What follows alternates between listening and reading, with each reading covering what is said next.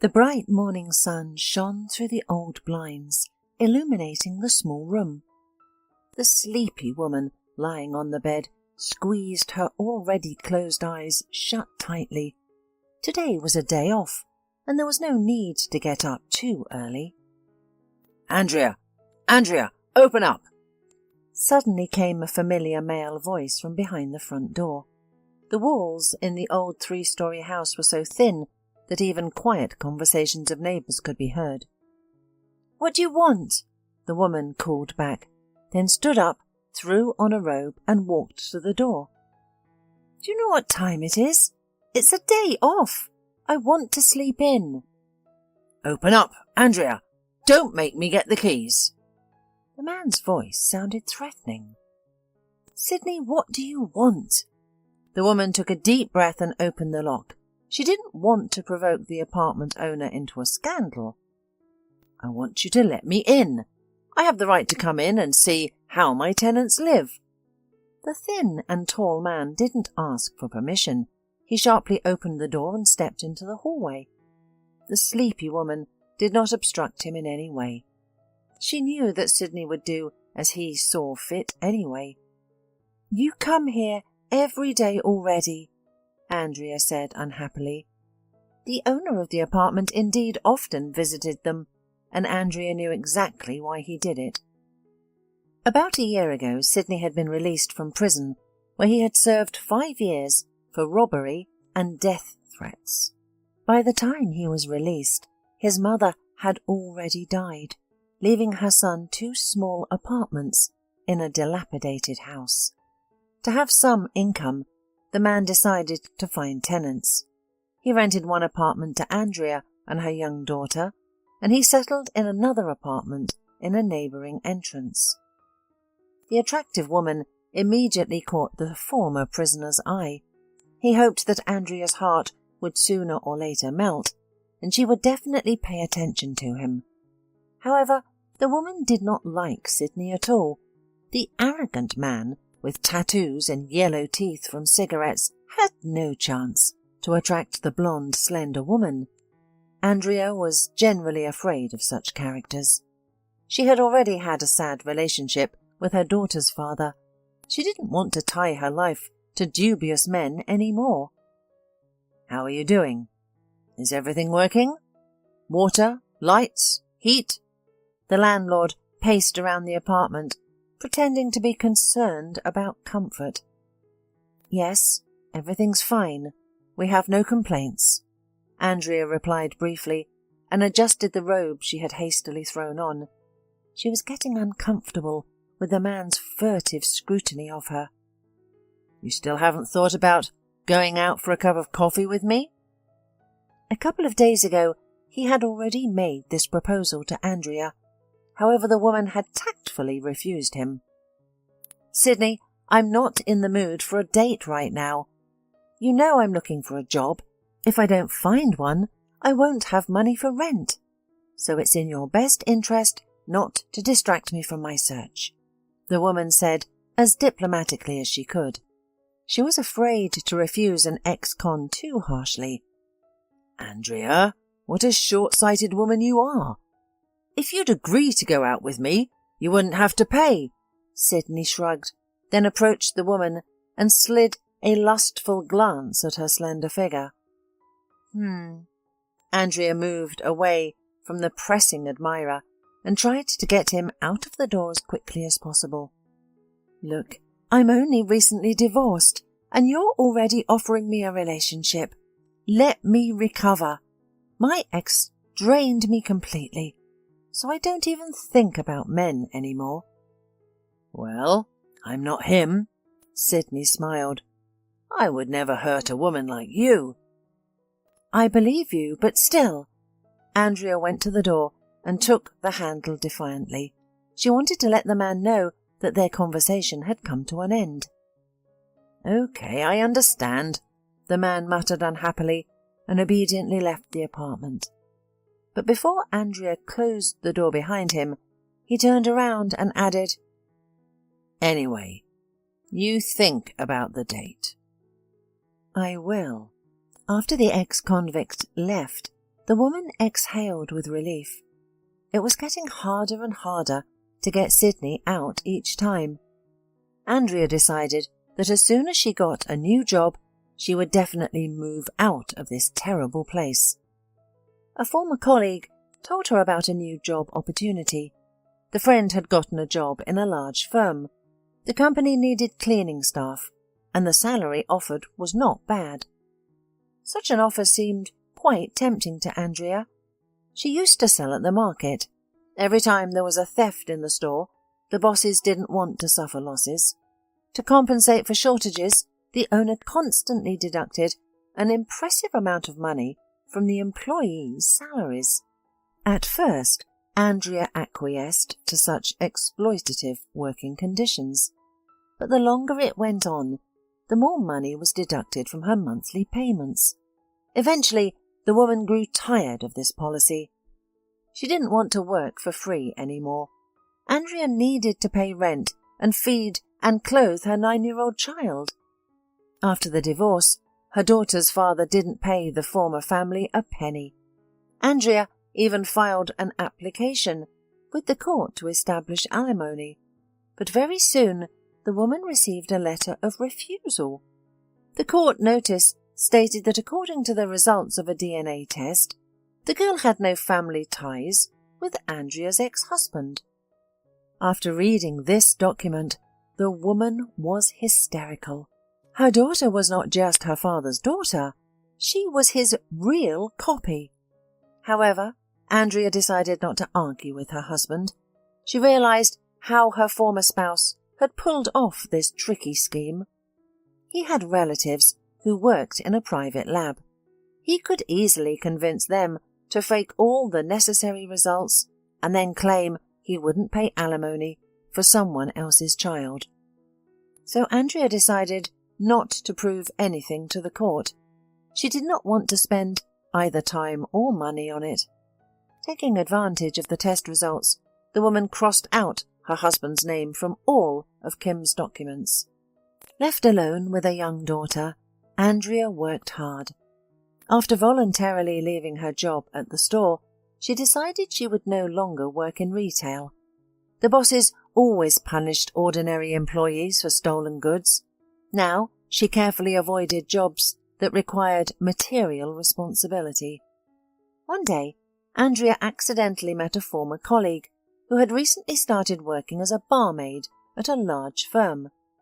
The acquaintance took pity on the lonely, unemployed woman and shared information about a vacancy in the same organization. Her friend explained that the company urgently needed a cleaner. "Oh, you'd be a great help. I haven't been able to find anything suitable for a month now," Andrea complained. "All I keep finding are sales positions." "Yes, I had a hard time finding a suitable job too, but now I'm happy. The company is large and doesn't skimp on decent salaries. Vacation, sick leave, everything is provided." The barmaid gave Andrea the address and phone number of her organization, and the woman said a goodbye. For the first time in a while, Andrea felt hopeful. Now all she had to do was go to the personnel department for a short interview. "Hi, may I come in?" the excited woman asked, opening the door ajar and peeking inside. About 10 employees were in the office, each so busy that they paid no attention to the visitor. Andrea approached one of the women sitting at a computer. Finally, the employee looked up and noticed her. "May I help you?" she asked kindly. "Yes, I'm here for an interview. I was told to come to room 211. "What position are you applying for?" "I heard you were looking for office cleaners." "Okay, just a moment," the woman said. She left her desk, walked to the back of the room, and quietly spoke to another woman. After they exchanged a few words, the clerk looked in Andrea's direction and waved her over. Andrea followed the same path and approached the woman's desk. Next to her computer was a sign that read, "Head of Personnel Department." "Good afternoon. Are you Andrea Presnell?" the woman asked, glancing at the applicant's profile. "Yes, I called yesterday about the job, Andrea replied, timidly perching on the edge of her chair. I see, the woman replied indifferently. You used to work in retail? Why did you leave? Usually people who can't find work elsewhere come to us as janitors, but in your case it's the opposite. Well, in retail you have to be responsible for the safety of goods, so I'd rather not go back to that field. I understand, the woman said thoughtfully, then continued. But do you think cleaning work doesn't come with responsibilities? We have a lot of expensive equipment here. There was even a case when our employee was cleaning a window, accidentally knocked over a bucket of water, and ruined a new printer. We didn't dock his pay, of course, but it's unpleasant when someone from our team acts carelessly. No, I'm a very responsible person, Andrea said, regretting that she'd revealed the true reason for leaving her store job. She worried the HR manager might have gotten the wrong impression. I'm conscientious about every task I undertake. All right, the woman said without much interest. We'll call you later when we've decided. Later? Andrea was surprised. She suddenly realized that this standard response meant she wasn't suitable for the position. Feeling hurt, Andrea even wanted to cry. She had been so hopeful about this job that she'd already planned steps to move out of her troubled home. Yes? You don't think you're the only candidate, do you? So, I'll be in touch. The woman turned her attention back to her computer, ending the conversation. Lowering her gaze, Andrea slowly stood and headed for the exit.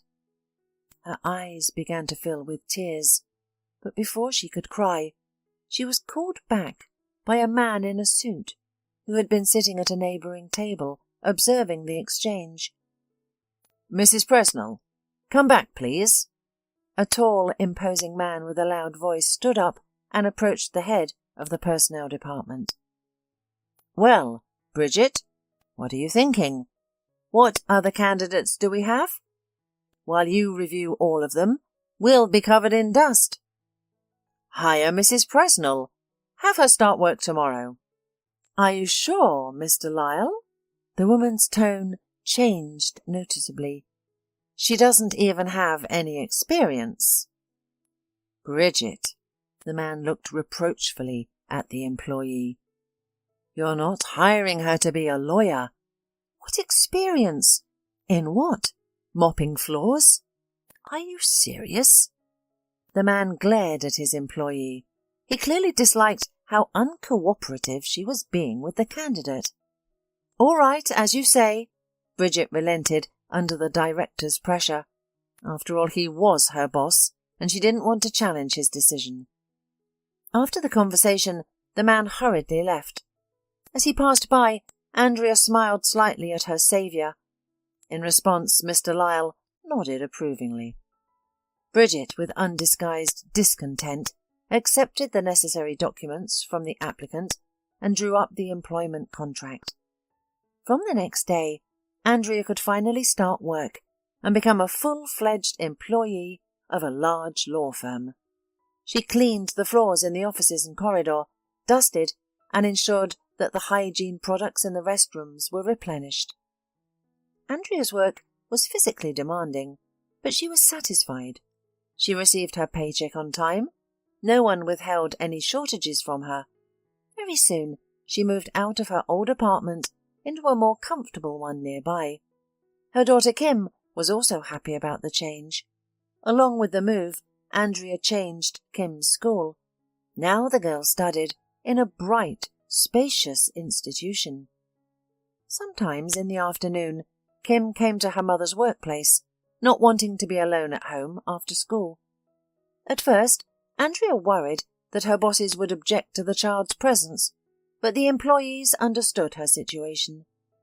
Bridget, too, had no objections to the girl being near her mother. After the conversation with the director during the interview, she generally preferred not to criticize the new employee. The lady feared incurring Mr. Lyle's wrath. Her salary was high, and she didn't want to lose her comfortable position because of a cleaner. "Mum, I've wiped off all of the dust. What else can I do for you?" the girl asked, running up to her mother, who was mopping the hallway floors. "Oh, thank you, Kim. What would I do without you? You've grown into such a helper," Andrea said with a smile, gently embracing her daughter. "That's right, she is your helper," came a man's approaching voice. It was Mr. Lyle, who had overheard the cleaning lady's words as he left his office. "Thank you," Andrea smiled timidly. "How are you doing here?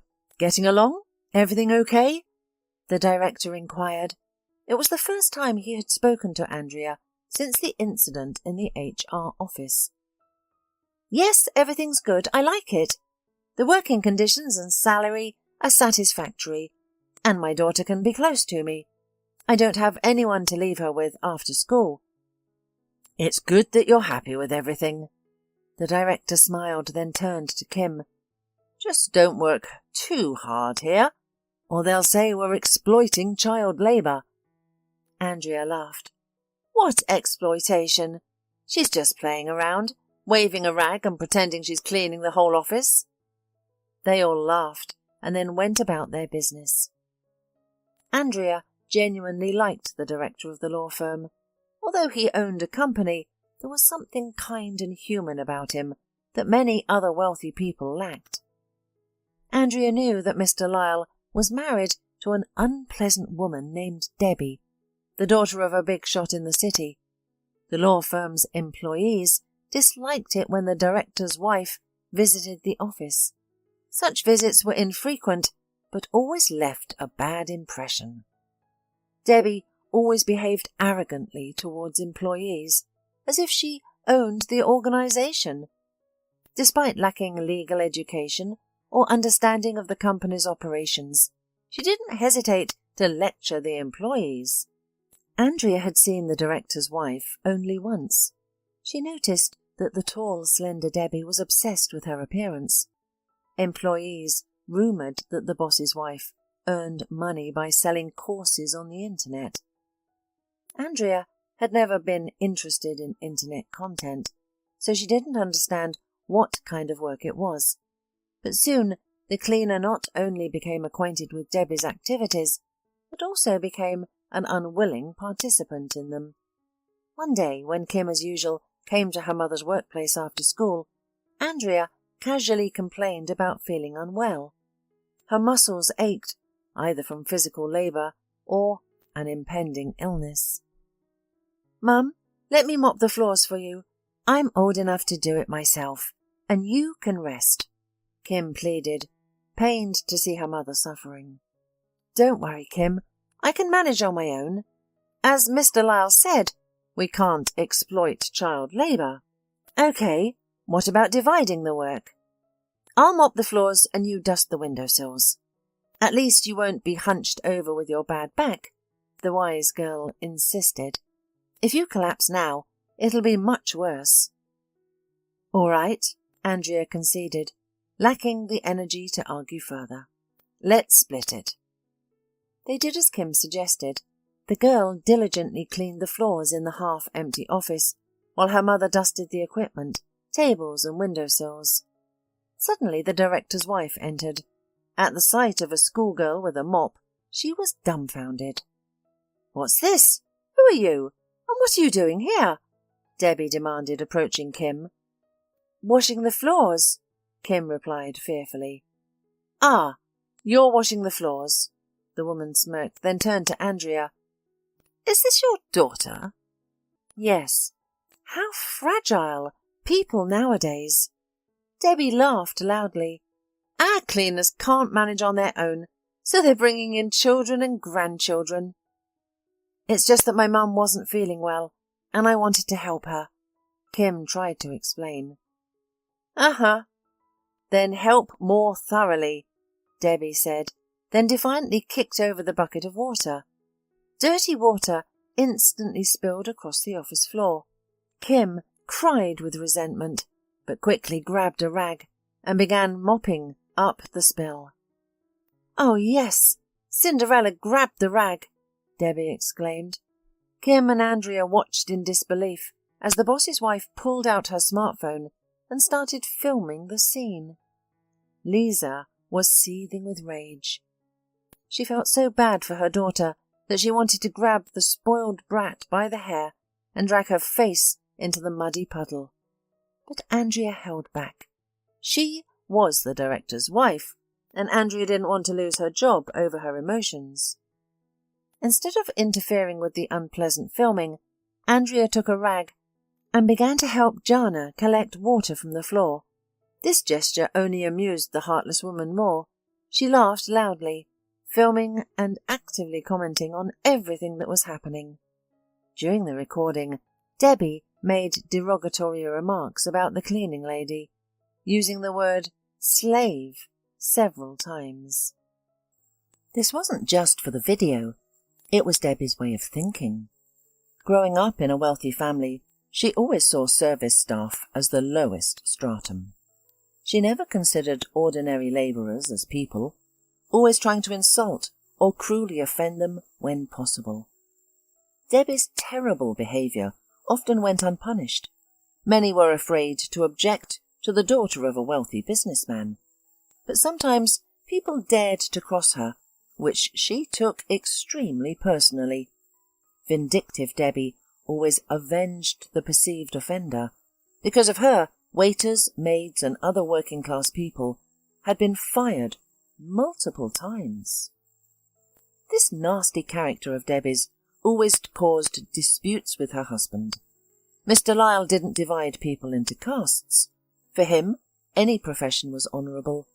He couldn't understand his wife's attitude towards workers, especially since without them, she wouldn't even be able to brew herself a cup of coffee.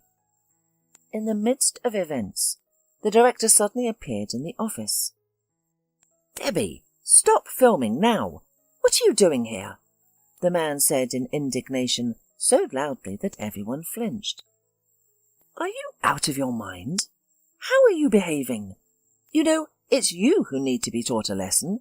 Grab a rag and clean up this filth." No one expected such a harsh reaction from the director. Even Debbie stood dumbfounded. "What do you think you're doing, Jake?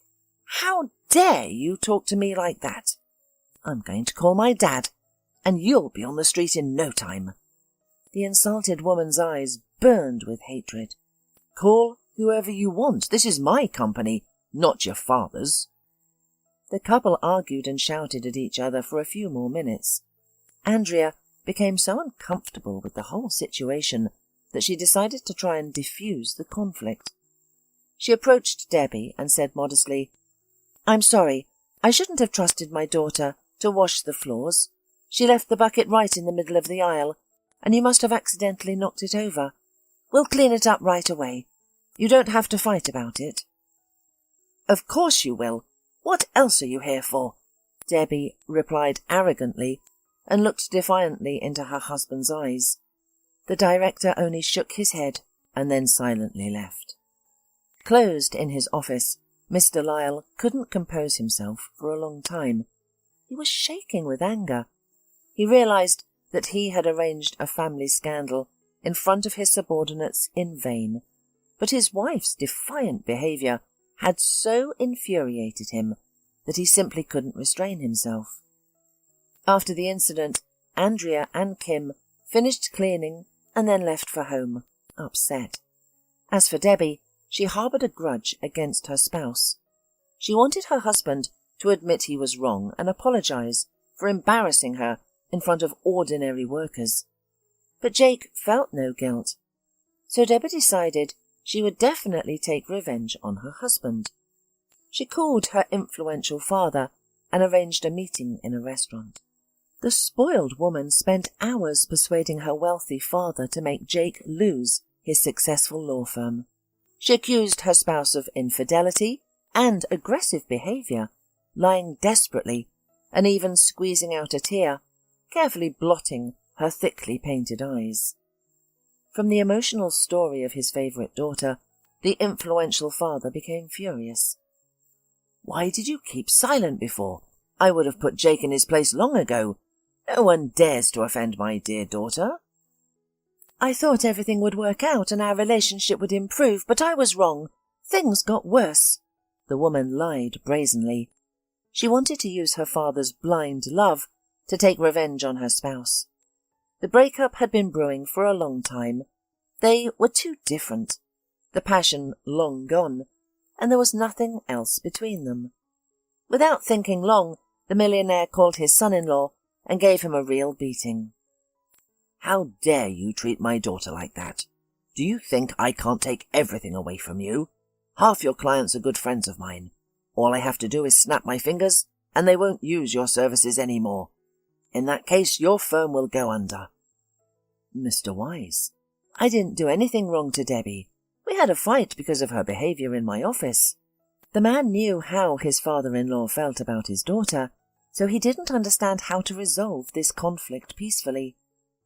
"Ask her for forgiveness and pray that she forgives you. Then I'll think twice about keeping your company." "Why should I apologise? It's not my fault." Jake understood that if his wife held a grudge against him, no apology would help. It remained only to try to convince his father-in-law not to interfere with the work of his firm. But this was also a dubious idea, since Mr. Wise listened to no one but his daughter. While the squabbles between father-in-law and son-in-law were gaining momentum, a satisfied Debbie pushed the video on the internet, which depicted Andrea with her daughter. For some unknown reason, the woman thought that the video was very funny and amusing. The video attracted significant interest, quickly amassing hundreds of thousands of views. Despite widespread condemnation of its creator, Debbie was pleased with its popularity. The scandalous content brought in many views, consequently, new advertisers. Andrea, unaware of her sudden fame, became an overnight sensation. Many viewers sympathized with her plight, commenting that no one deserves such rude treatment. Conversely, Debbie was labelled a stupid rich girl, willing to bully ordinary employees for dubious publicity. Andrea, not being on social media, only learned of her popularity on Monday morning when a friend showed her the clip and the supportive comments. Initially furious that the director's wife had posted the video online, Andrea's anger turned to satisfaction after reading the comments. At the same time, about Debbie, people absolutely did not restrain themselves in statements. Enthused by this support, Andrea even created her own social media account, quickly gaining many subscribers who sent messages of encouragement. While the internet buzzed with heated debates about the viral video, real-world events were unfolding too. Mr. Wise, unhappy with his son-in-law's treatment of his beloved daughter, decided to confront him personally. "Well, have you decided how we'll handle this situation?" the man asked with unconcealed arrogance. "What do you mean?" Jake replied, perplexed. "Debbie's been living at my house for a week now. She says she's not going back to you. She wants a divorce." "I know. We've discussed it. The lawyers have already started the process. We'll divide the assets and go our separate ways." "No, that won't do. The firm must be fully owned by my daughter. It'll be compensation for how you've treated her." "What?" Jake exclaimed in surprise. "Debbie has nothing to do with the company. I founded it and made it successful. If your daughter wants compensation, I suggest leaving her the house and other real estate, but she won't have the firm." "It'll be as I say," Mr. Wise replied angrily. "Think about it. If you don't agree, I'll bankrupt the company in days. How many people will lose their jobs because of your pride? It's better to give up the company voluntarily. Let it continue without you, rather than disappear entirely." These words from the old millionaire shocked Jake, but he knew all too well that Mr. Wise had the means to carry out his threat. Not wanting to jeopardize his employees' livelihoods or deprive clients of quality legal services, Jake reluctantly decided to transfer management to his wife. Left Without his beloved job, Jake fell into despair. He had come a long way to achieve success, and he had done it without help. But how wrong he was to marry Debbie, a woman of stunning beauty but vindictive nature. Now she was the director of his company, and Jake tried to drown his sorrow in alcohol. Meanwhile, Debbie, upon assuming her new role, immediately terminated Andrea's employment. However, when the cleaner learned about the change in ownership, she had already decided to leave the company. Andrea had money for the first time. She saved a small amount while she was working, but now the woman was forced to look for a new vacancy. One day, as she browsed job listings online, she received an unexpected message. It was from an elderly woman who had stumbled upon the viral video featuring Andrea. The stranger claimed that Andrea bore a striking resemblance to her daughter, who had passed away 6 months ago. To support her claim, the woman sent several photos of her deceased daughter. Andrea was shocked when she saw the pictures. The resemblance to this stranger was uncanny. Intrigued, Andrea decided to meet the woman. "Hello," Andrea said as she approached a table in the cafe where an elderly man and woman sat. Lisa recognized the woman as the stranger who had messaged her. The couple greeted her, looking at each other in amazement. "You're the spitting image of our daughter. We can't believe it. How can two unrelated people look so identical?" "I agree. It's astonishing," Andrea replied as she sat down. "Those pictures you sent me left me speechless too. May I ask where and when you were born? Who are your parents?" asked the man. "Actually, I'm from an orphanage," Andrea began, recounting her difficult past to the elderly couple. "My parents abandoned me at birth. At least, that's what my file says. I lived in the orphanage until I was 6, then a single woman adopted me. She passed away shortly after I became an adult." Upon hearing Andrea's story, the couple sat in stunned silence. Tears welled up in their eyes, and the man shook his head, as if in denial. Andrea watched their emotional reaction with growing bewilderment. "What's wrong?" she asked, concerned. "Why are you reacting this way?" "Oh dear," the man sighed. "We have our own sad story. Many years ago, at the height of our careers, my wife and I learned we were going to be parents. Midway through the pregnancy, the doctor told us we were having twins. Joy overwhelmed us as we prepared for the birth of 2 daughters. But when the labour came, everything went awry. The midwife entered the room with only 1 girl, saying the second baby hadn't survived. We wanted to say goodbye to our lost daughter, but the doctor convinced us it was better not to. He claimed that in his experience, it's too difficult for parents to overcome the loss afterward. We never got to hold our little girl. She was buried by the medical staff." "I am so sorry for your loss. For parents, there's nothing worse than losing a child," Andrea said sadly, but she still didn't understand how this story related to her. "Andrea, after seeing you in the video, my wife and I began to doubt that our Brooks twin had died at birth.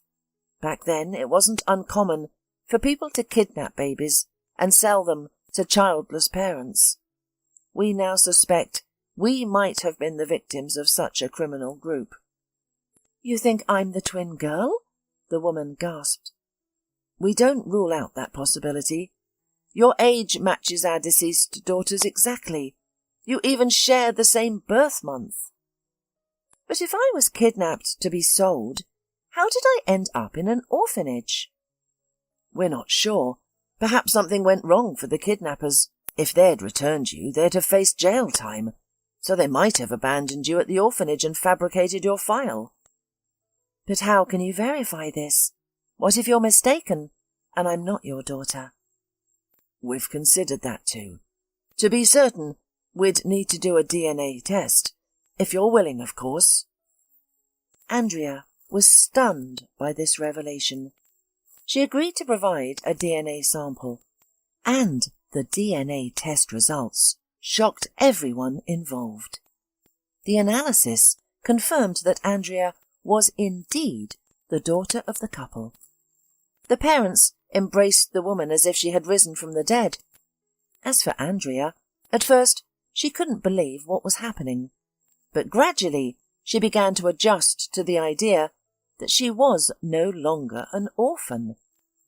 Andrea and her daughter moved into her parents' spacious house. The couple turned out to be wealthy people, and it was obvious that their newly found daughter wouldn't need anything. Andrea no longer worried about where she'd live when her meagre savings ran out. A couple of months later, Andrea bumped into an old acquaintance. The barmaid, who had once helped her get a job at a law firm, told her about significant changes at the office. After the director's departure, the organization's business had rapidly deteriorated. Uneducated and inexperienced in management, Debbie had essentially ruined the company. Her father was extremely displeased with his daughter. Soon he learned that she had misled him. It turned out that Jake had never mistreated his wife. The situation was quite the opposite. And what about the former director? Do you know where he is now? What he's doing? Andrea inquired about the man who had repeatedly stood up for her when she was a cleaning lady. Oh, they say he's become an alcoholic. After losing his company, he became disillusioned with life. That's terrible, Andrea said sadly. But do you know where I can find him? I do. He has a house in the neighbourhood near Aspen Lake. It's the most beautiful one there. Without hesitation, Andrea went to see the man. She wanted to help her former boss overcome his addiction, feeling guilty about what had happened. Hello, Mr. Lyle. Andrea smiled when a familiar man opened the door. Ah, Andrea, what brings you here? Replied the unshaven Jake, surprised. I came to talk to you. The man invited his former cleaner into his house. Over tea, Andrea shared her amazing story about her parents. Then she made an interesting proposal. My father owns a construction business. He needs a skilled and experienced lawyer. As soon as I heard about it, I thought of you. Perhaps you'd consider the offer? You're a brilliant and ambitious man. Don't ruin your life over a lost firm. Everything in this life is replaceable. The woman's words impressed Jake and also made him feel awkward. He realized that indeed he was a mature, strong man, and he shouldn't drink, but try to rebuild everything. Jake accepted Andrea's father's proposal and began working as a lawyer in the construction firm. Often crossing paths with Andrea at his employer's house, Jake realized he had developed feelings for this modest, soulful woman. Soon, he and Andrea began a romantic relationship. Andrea's parents were delighted that their daughter had found someone special. They liked Jake very much, seeing him as a decent and intelligent man. After a couple of months, Andrea moved with her daughter to Jake's house. Following his divorce, the mansion had remained in his ownership. Jake proposed to Andrea, and they began planning their wedding. One day the doorbell of the huge mansion rang. Jake opened the door and was stunned to see his former wife standing there. Debbie said hello and walked into the living room uninvited. "How are you doing, honey?"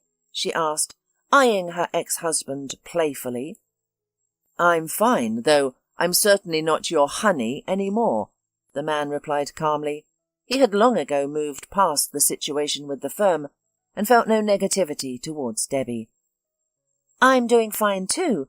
I was wondering if we could try again. After all, we have a lot in common," Debbie said, though she didn't really believe it. She had driven the law firm to bankruptcy, fallen out with her millionaire father, and her online activities no longer brought her income. As a result, Debbie was at a loss and hoped her ex-spouse might want to reconnect. "I'm sorry, Debbie, but you've come to the wrong place." And why is that?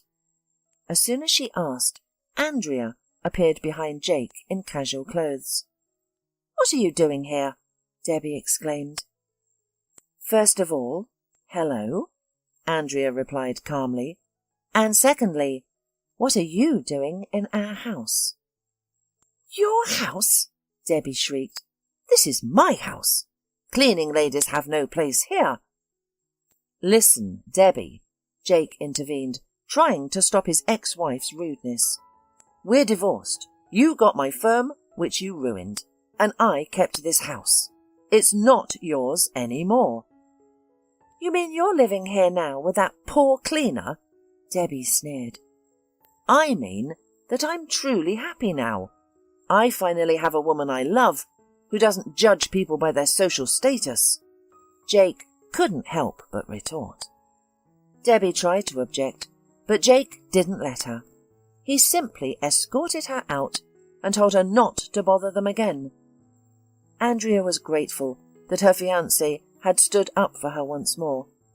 Since she first met Jake, he had always treated her with kindness and respect. Soon after, the couple married. Jake adopted Kim, giving her his last name. Andrea now understood what true love and a good partnership meant. Jake became a wonderful father to Kim, and Andrea often thought with a smile, how unpredictable are the paths that lead to happiness. Mine came through a spilled bucket.